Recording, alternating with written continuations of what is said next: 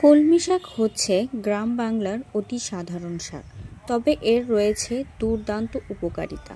পুষ্টিবিদদের মতে নিয়মিত কলমি শাক পাতে রাখলে সরাসরি অনেক উপকার পাওয়া যেতে পারে।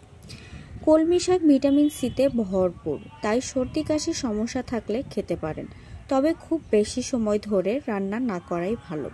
কলমি শাক ক্যালসিয়ামের একটি ভালো উৎস, তাই শিশুদের জন্য এটি বেশ উপকারী।